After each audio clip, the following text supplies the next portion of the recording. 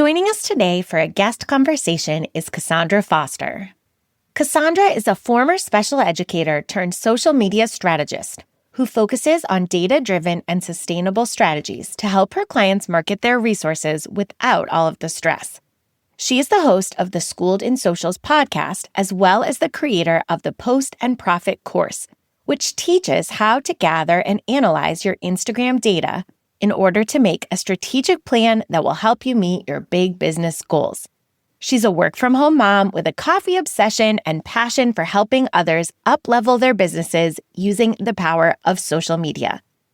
In today's conversation, Kassaundra shares the real talk struggles of capacity.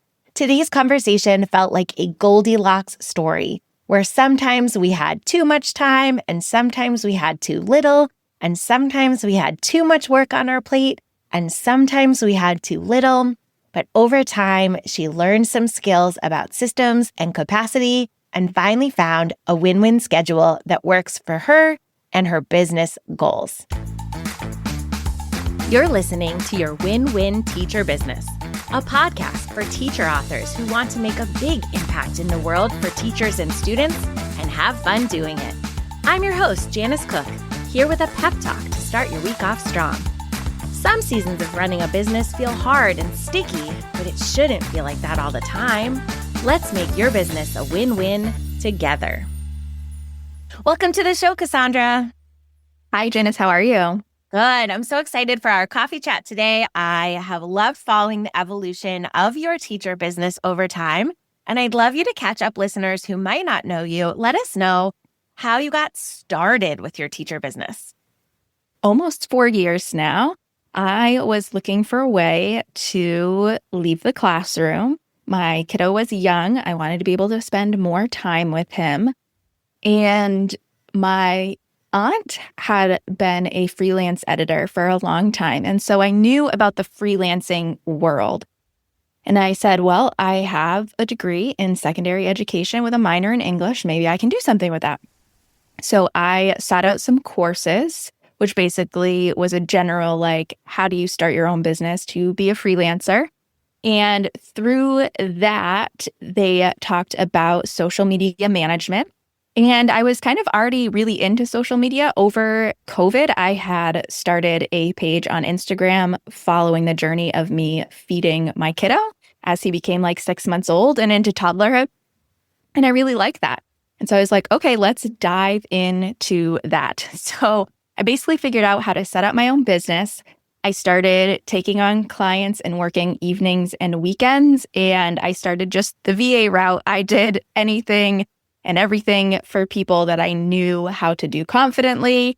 And then as I progressed in my business, I got more clients. I left teaching and I began really honing in and focusing more on social media strategy and social media management, which is where I am today. Yeah, and I think that's how a lot of freelancer stories start, where we take on a wide variety of tasks and quickly figure out what we love doing and what we don't, and what we're really good at and what we're just okay at.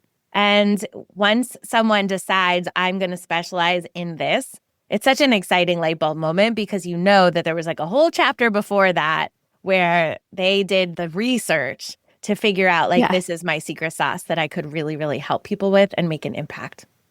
Mm-hmm. And it makes sense that you were doing client work on the side at the beginning. We don't always have to pivot all in one direction. How many clients were you able to kind of balance while in the classroom? I had, I think, 3 clients that I balanced while I was in the classroom. 2 of those I did social media stuff for. One of those was kind of just straight up VA work, and I dreamed of doing social media for them.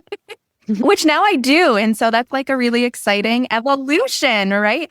I was burning the candle at both ends. I was teaching all day. I was coming home. I was taking care of my kiddo till my husband came home, and I would pass off my kiddo and I would go work until bedtime and then work some more. And then weekends were basically work days.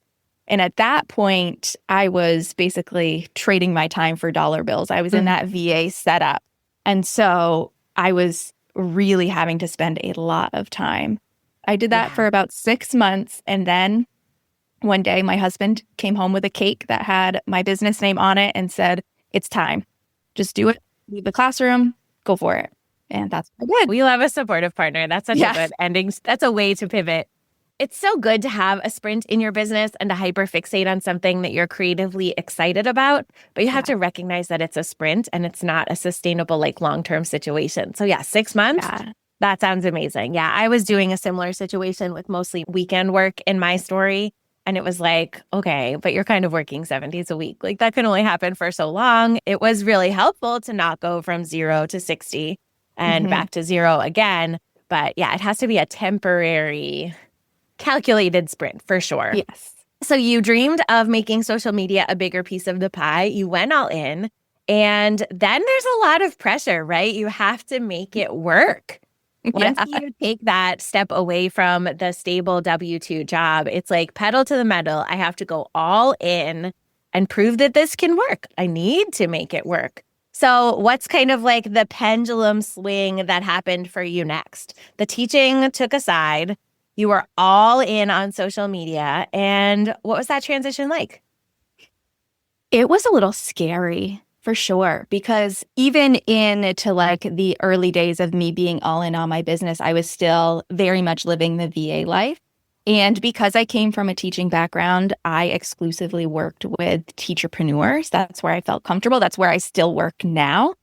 And I knew that not all of them would probably want to transition to some sort of social media package. So I knew when I made that leap and drew that line and said, this is what I do now, I knew I was going to lose clients, and that was really scary. And so I had to do a lot of mindset work to get to the point to say, I'm going to pitch to them my social media services, and if they want to stay, they can stay. And if they don't, that's okay too. Yeah, because you're not really helping people if you're overstretched, and you're not really helping people if you're working out of your zone of genius. And so there does come a point where it's the right thing to do. And I try to think of it when it's time to offboard a client as like graduating them. I want to make sure that I can write the email to them to say like, I feel confident you have everything you need, whether it's templates or systems or strategy that we built together. I want to make sure I can in good faith say I'm not leaving them up a creek. I'm saying now is the right time. I think you're going to be okay. We did good work together. Here's what I would suggest next, but I'm not going to be with you for that chapter of the journey. Right. And basically what I tried to do is give them a good amount of time. I gave them like 3 months notice. And I basically did a sprint too for those 3 months. Whatever you want me to finish for you, whatever you want me to take care of, like throw it my way. Yeah. I'm going to get as much done for you as possible. But I did pitch my social media services to some of them, and some of them stayed on. We made a switch, and we kind of gradually switched from what I was doing kind of in the VA world and moved me over to dedicated social media strategy and social media management. And I'm still with several of those clients even now. So it ended up working out, but it was very scary. Yeah, and you can control what you offer, and you can control how much notice you give. You can't control the decisions they make on the other end, right? No. So if what you have capacity for is what they need, we love that. If it's not a match, we love that too. You know, we want everyone to get what they need. And if we're the right person, then it's great. And if we're not, then that's okay too. The funny thing is, though, when I made that pivot, that was when I was like, okay, this is going to be the win-win. But because in my mind, I'm going to be doing something I really enjoy doing, that I've spent a lot of time learning about, that I know I can bring people results with. But then I swung the pendulum the other way too quickly, and I brought on too many people at once. This was when the teacherpreneur community was really starting to embrace Reels, and a lot of people were looking for someone to create resource reels for them. And I was already doing that for my clients. And so I took on a lot of people to do that for. And I did not have my systems set up beforehand. Yeah. I did not fully think through the whole process. Rocky systems can work okay when there's just one or two things going on, but they get tested in a growth season. I think I was also acting out of a scarcity mindset too. I had just made this big switch and then I was like, oh, these people will pay me to do what I want to do. I must serve them all. Yeah, I was going to ask that because sometimes the reason we're saying yes isn't truly because we see a spot on our calendar to put that task, but it's because we don't necessarily believe that if we say, I'd love to help you with that, but I have to be on a wait list, or I'd love to help you with that in 4 weeks. We don't know if they're going to go find someone else to help them or if someone else is going to come around. And I think that's a story at the beginning of a freelancer journey for everyone in this niche and outside of this niche. That's a mindset puzzle that freelancers do have to struggle with.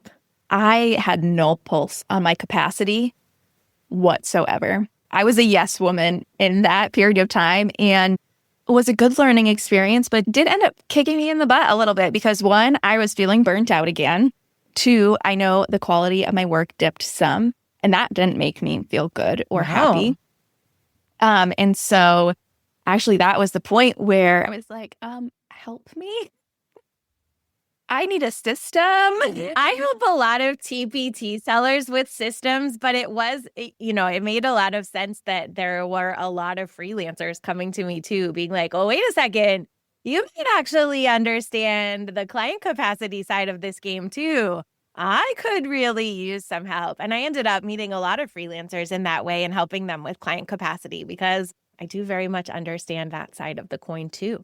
And you had your own TPT store in the mix at one point too, right? Way back when I first started teaching, I found out about TPT because other teachers were using it. And I started a little store with some of my stuff, but I was just starting teaching and it was chaotic. And so I just let that go. I ended up closing that store. But then I also decided, hey, there are stores that help TPTers. I'm going to make a store that helps them with social media. And so I started creating things there too. And so now I had this other arm of my business while I was bringing on more people, while I had no idea about my capacity.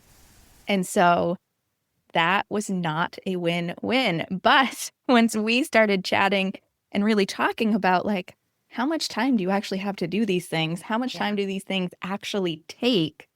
We got a great system set up in Asana. That's when it started to become more of a win-win because I knew when I could say yes and when I had to say no. Did it make it easier to say no? Not necessarily. But I knew if I was going to keep my sanity, I had to say no. And I think that we're all allowed an experimentation period, just like you talked about at the beginning of your teaching career. I try a lot of things and then I realize, okay, here's the 2 things I can do really well. We get that same experimentation, new teacher period as a business owner too, in my opinion, where you have to try a lot of different services to figure out which ones are profitable and which ones you enjoy. And you have to try a TPT store to learn more about your audience and what they want you to help them with.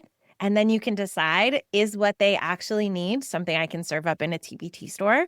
Or is what they actually need something that is a little bit more high touch and hands-on?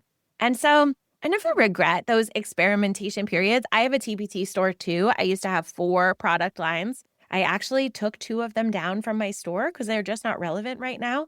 And so my store is half the size it used to be, and it's totally fine. The 2 things that are up there are not crusty dusty. They are current, and I won't cringe if they sell. And the things that I had feelings about, I just took down. And I enjoyed making them. I enjoyed marketing them. I enjoyed solving that puzzle. And then it's okay to say, like, this is not the best way I can help people in this season.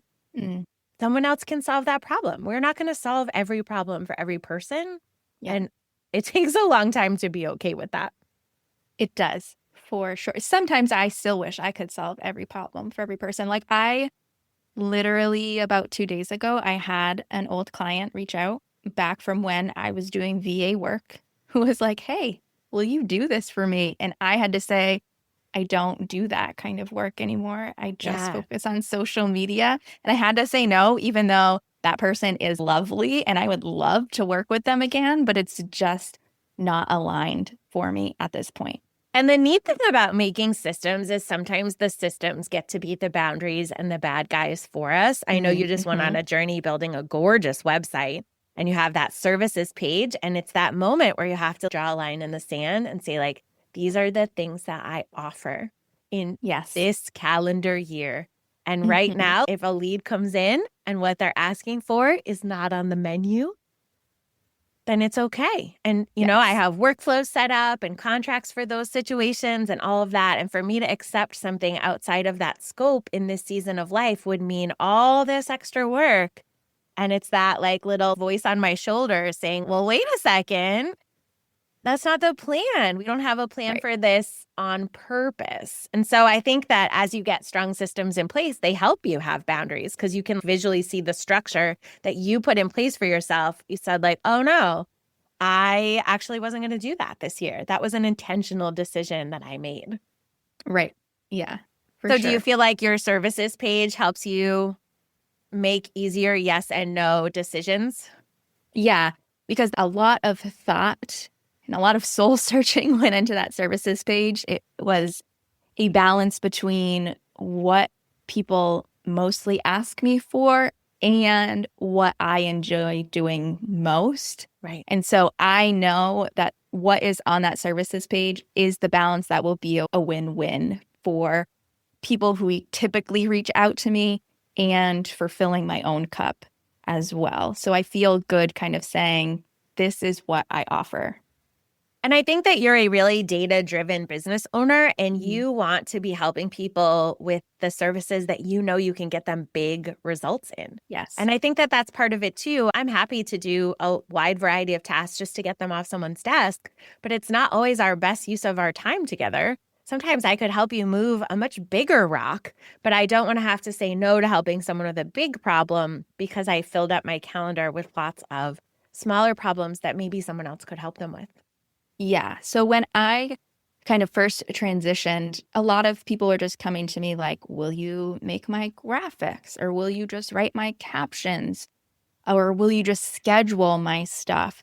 And that's all well and good. But I found I make my biggest impact when we can start at square one. We can build a strategy together. So we know that the content that I am creating for you is actually moving you towards your big business goals. And then I can execute that strategy for you. Right, because you don't want to help someone post just for the sake of posting. Yes. You want them to really get to the objective they have, figure out why they're actually posting.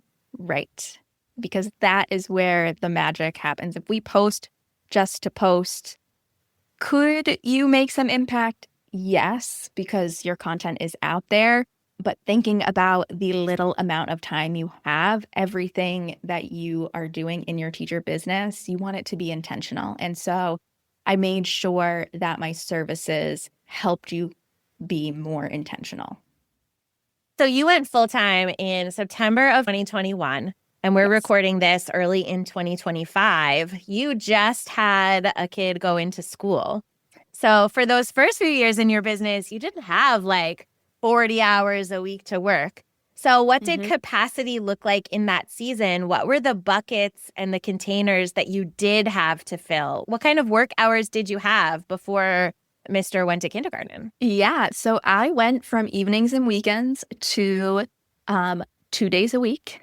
My kiddo went to daycare / preschool 2 days a week. That's where I did everything. And that was like a marathon. 2 marathon days a week. And of course, still some evenings and weekends. And then as he got a little bit older, we went to preschool 3 days a week. So I had 3 days a week this last year before he transitioned into kindergarten. And then seemed like a huge transition for me when he went to kindergarten. And now I have 5 days a week. And it's so interesting to listen to you describe the seasons of your business when you were side hustling while you were in the classroom. You considered that part-time. But even as early as September 2021, because of the absence of the classroom, you still referred to that as going full-time in your business. But it's also that moment where you're like, why am I not making full-time income? Oh, wait, because I actually only have 2 days a week to do my mentally full-time job. And I think we have all walked into that trap Like, why am I not making 40 hours a week of money? Oh, wait, I'm actually only working 8 hours a week. Right. I'm working 16 hours a week. I love the full-time business energy, but did you know that 10 hours a week is not going to make 40 hours a week of work happen? And so I think we have to really pay attention to the language we're using. That's part of how a capacity puzzle breaks. You say yes to the number of projects that would get you to that full-time number. But then you're like, oh, but I also only said yes to 2 days of childcare. So maybe that's why the math didn't math. And then you throw in sickness and you throw in snow days and vacations, and it's even less than that. And the last few years have been an interesting ride. Until my kiddo went to kindergarten in September, I did not have any dedicated CEO time. I have no idea how I started a podcast when my kid only went to preschool 3 days a week and I served all of my life. Yeah. I don't know how I did that, because now that I have that dedicated time on my schedule to work on my business instead of like in my business for clients, I never want to give that up beforehand. And I counted down until my last kid went to kindergarten. And then she ended up being a COVID kindergartner and everyone came back home. And I was like, I guess we'll hold on tight a little bit longer. But we do have a way of counting down to like, oh, if I can do this in 2 days a week, imagine what I could do if I had, more than 15 minutes to work at a time. But now that I have honed in more, like I'm looking ahead to the summer and I'm realizing that I don't have to send my kid to summer camp all summer. Right. I can shore up some things. I can do some things ahead of time. And I can spend a good amount of my summer with my kiddo. And so that's really exciting to think about. Yeah, I remember around April last year, I really looked at like, what can I batch ahead? What a blessing. And that was very motivating. I can have all my emails batched. You can have all your long form content batched. You can have a launch mostly scheduled if you create the content and all you have to do is show up on social, but it's all in a folder ready to go for social media and planned out and in a folder scheduled in your email marketing software. You can still do that. And then there are other things that, are more client work focused that need to happen a little bit more in real time. And I was like, okay, but now this is a more manageable load. I can't always be batched ahead 12 months a year, but I can do it in June, July, and August if it's really important to me. And spending the summer with my kid is really important to me. For sure. And we almost fell into a trap of having him go to summer camp all summer because we got an email from the place where he does karate, which also does summer camp. And he's really loving karate. And it was basically a really scary email at the beginning of January that's like, we're opening up summer camp. You have to sign up all summer if you want to get in on this. We sold out of spots last year. And my husband and I were like, what do we do? The summer camp emails almost feel like threats, right? Oh my gosh. I did not realize the stress of summer camp coming into having a school-aged kid. Oh, man. I did not. I will be more prepared next year. But I kind of had to stop us and be like, this isn't what we wanted. I have this business so I can have the flexibility to spend more time with our kid. I might miss out on this if I don't act now, and that might be okay. Right. And so I was like, we're not doing this. And do you want to know what happened? They do have weekly spots open now. And now he's going to be able to go to karate camp for 2 weeks this summer. And it's going to be fine. And even if they hadn't, it would have worked out. But it was just that moment where it's like, yes, this feels scary, but this is not aligned to what we want our life to look like. That's not what we were building. We were building this for flexibility. Why doesn't this feel like flexibility? Wait a second. And knowing that I could pop into my Asana and I took a look and I did some moving around of stuff and some puzzle stuff. And I realized I need 4 weeks of childcare essentially in the summer. And I love that Asana gave you that visual of the puzzle pieces. These are projects. Yes. I know how many hours they take me. This takes me 2 3-hour bursts. This takes me 1 6-hour focus day. And I think when we aligned your capacity, we really tried to move things into half-day containers or full-day containers. Yes. And we really had to have some hard conversations about how long certain tasks take. And then the puzzle, the visual, then it came into something that we could actually work with and we could pick things up and move them around and swap them. And that's when you can actually see, oh, how much childcare do I need? Does this work or does this not work? And that's a much more peaceful place to be running business, I'm guessing. Oh, for sure. And so in the meantime, in that not win-win moment, when your work quality is dipping and you're feeling the burnout creep in and you know that you've said yes to more than you have to, when we do that real talk and we have more tasks than we have containers and time slots, what's the first step out of that mess? Finding someone to help you. If you don't have someone to help you set up a system, I think. I knew I needed some sort of system. I went into it thinking that having a system would help me manage everything I'd already put onto my plate. Really. I could just do it all if I could do it more efficiently. Yes. It must be possible mathematically. That was a lie. And so through our talks around capacity, it really honed in on the time I had, what is most important. And then I was able to kind of get through the projects that I had and say, hey, I'm not available to do this for you until X, Y, and Z. And so obviously I had people fall off of my client roster. Yeah. But that was fine because I wasn't running around like a chicken with my head cut off. I could do better quality work for the clients who stayed on, and I could be more in depth in their business, which is what I wanted anyways. And you want to feel good when they reach out for a question and when they want to talk strategy. Right. And you want to have the white space to have those big, meaty, data-driven conversations. And so I think when we really get clear about the amount of time we have to work and the buckets we have to fill, and we're really clear on how long certain tasks take, we started filling up the pieces of your puzzle with the things that were profitable and you enjoyed doing. Right. And then when we ran out of containers to put tasks in, we had this little pile to make a decision about, right? Like, okay, these didn't fit. The best systems in the world won't make 8 days in the week. Right.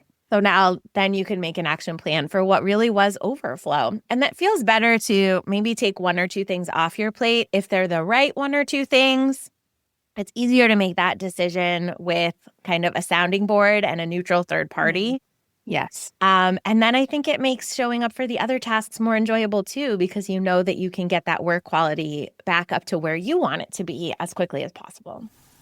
And I think that was just so beneficial having that third party, having you, because now when I made this big pivot to my kiddo going to preschool, I went into my system and I played with things and I figured out my capacity for this big transition. And so I was like able to do it on my own, which felt like really nice. And now I've been able pretty seamlessly. I mean, there's always going to be some friction as you move into like new seasons of your life, but fairly seamlessly move into this new schedule with my kiddo going to school and what I want to accomplish. And so that felt like a very big win-win for sure. Yeah, and I think the big moments you realize that the schedule is working is when you get that inquiry and someone says, hey, can you help me with this?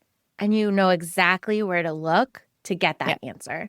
And so it's not an emotional decision. It doesn't have to do with your mood or where you are in your cycle, right? How much sleep you got last night, how caffeinated you are. It's not an emotional decision. Where are you going to put that on your calendar? I'm so curious. That's like a conversation I have with people all week. That sounds so fun. When are you going to do that? Yeah.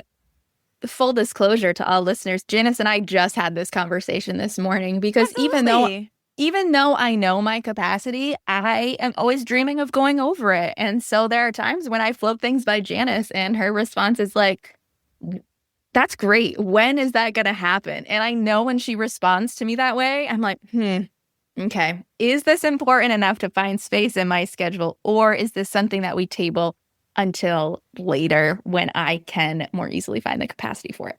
Yeah, and it's okay if something else gets traded, but over time, you start to think, what would Janice say to me? And you know the answer, and then you don't have to ask me. And I don't mind if people ask me that question, but you're not surprised when I'm like, okay, but I just pulled up your Asana calendar and everyone's got questions. And sometimes I say things like, I'm less excited for that. Maybe if we can find a space for it, but I'm not sold yet. I don't know. This doesn't feel profitable. This feels like something you're going to be crying about. I don't know. Sell it to me, right? And if you have picked up the containers and you've got the visual and the math, and you're pumped about it, then I'm all for it. But you got to sell it to me before we put something new on your calendar. Or we color code things on your calendar as available blocks. This is available for this type of thing. I'm always so specific when I label a white space block. I almost never leave people with just blank days. Yeah. Like, this is available for a VIP day. This is available for a networking type activity. That's what this block is for. Right. And so I think it's just that process of selling things to others, having a sounding board to check your work. I would rather you check someone before you put something else on your plate than get yourself in that crying in your Cheerios moment where your capacity is overstretched and you don't even have capacity to fix it. Yeah. So you don't always get the answer you want. Oh, mean Miss Janice. But no, that's okay. That's the answer I need. I need you to bring me down to earth a little bit. I also love the full-time business energy, but in part-time seasons of life. Full-time means it's your full focus, but we still have to really be able to answer the question, like, how many hours a week do I have to work? And how long do the really important revenue-generating tasks on my plate take? Right. And we don't always like the answers to those questions. No, but they are always helpful. Yeah.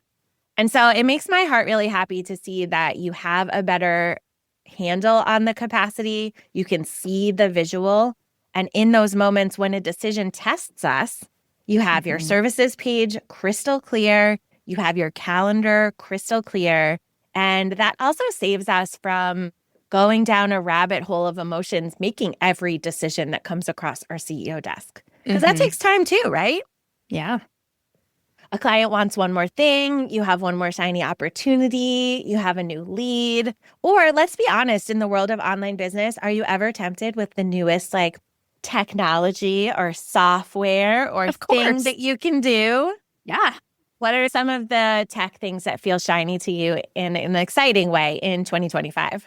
So maybe not a tech thing, but I recently just qualified for the Amazon influencer storefront. And so that's a whole other thing that I am super excited about, but also is going to take some work to get up and running and to optimize and add content to and figure out where that fits into the puzzle and how important of a piece of the puzzle I want it to be. Right. So, yeah, my newest capacity puzzle. You have a data-driven content strategy and you have goals that you made before that was available. Right. And you have to make sure that those big, important goals don't suffer. Absolutely. I know that ManyChat's really big in 2025. You've put a ton of PD into automation. Is that still a big thing for you in 2025? Definitely. I think that is definitely in my plan because of the results I'm seeing from having that DM automation tool with my clients. It is helping them gain more engagement, more visibility, and it's helping them make more sales.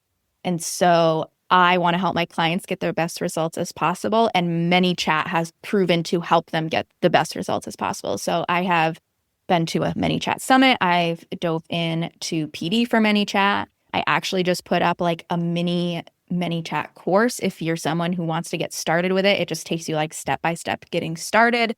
So that is something that at first from like far away seemed like maybe kind of a shiny object. Should I chase this? And with more deep diving into the program and the results that I can get, realizing this needs to be an integral part of what I offer and do for clients. Right. And professional development time will always be something that I really guard for the freelancer calendar because I want the social media strategists to dive into these tools to decide if these are rabbit holes we should go down or if these are things that we can skip. I want my copywriters to check out the new techniques that are working and not, and the new ESPs and the new sales page strategies. I want them to check on the tripwires to see if they're working in this niche in this year. I want the freelancers I work with to have white space on their schedule to stay up to date on the tech stacks and the PD so that the individual business owners they work with don't have to. Yeah.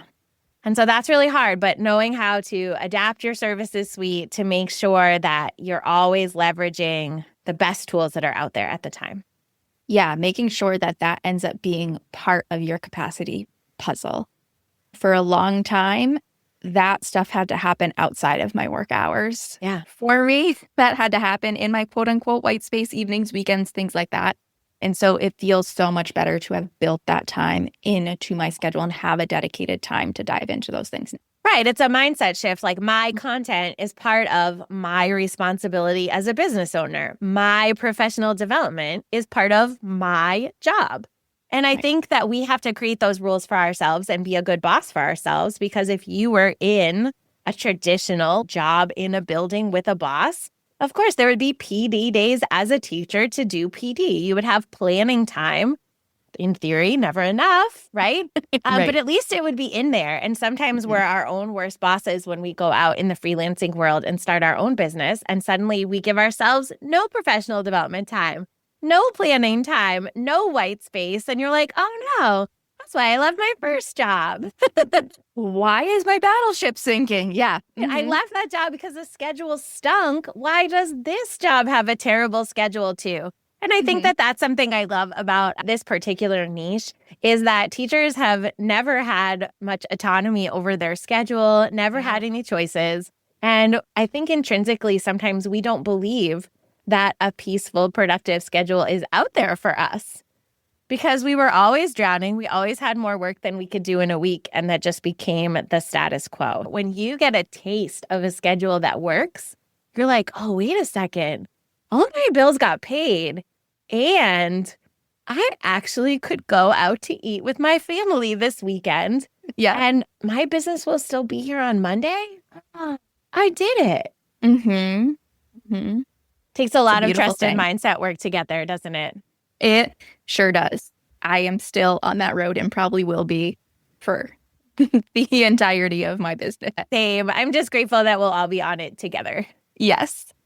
So, Kassaundra, I hope this conversation is really helpful for people to hear that we're all struggling with a lot of the same things, even though our businesses look a little different. I think there's just something unique about that transition out of teacher land and into business land that is so similar for all of us, but you're sitting in a better place than you were, and it is possible. Little baby steps. Whew, they make a difference. Sure do. Thank you so much for sharing your story and your pro tips and your strategies today. If people want to catch up with you, where's the best place to send them? I spend most of my time on Instagram, so that's at Foster Content Solutions. And like Janice alluded to, I do have a shiny new website that has all my info on there, all my services, my podcast on there. So you can find that at fostercontentsolutions.com. Amazing. And that new ManyChat course, is that available now? Yes, that is available. You can find that if you go to my link in bio in my Instagram. You can purchase it right through there. Okay. I don't think I have a link for that yet, but if you pass it to me, I will tuck it into the show notes. I would love to share that with others. Thank you so much for chatting today, Kassaundra. Thank you. Thanks for making this podcast a part of your day. Do you have a win-win teacher business story you'd like to share? Head to cookfamilyresources.com/podcast to find my guest application. I'll also leave that link in the show notes for you. See you in the next episode.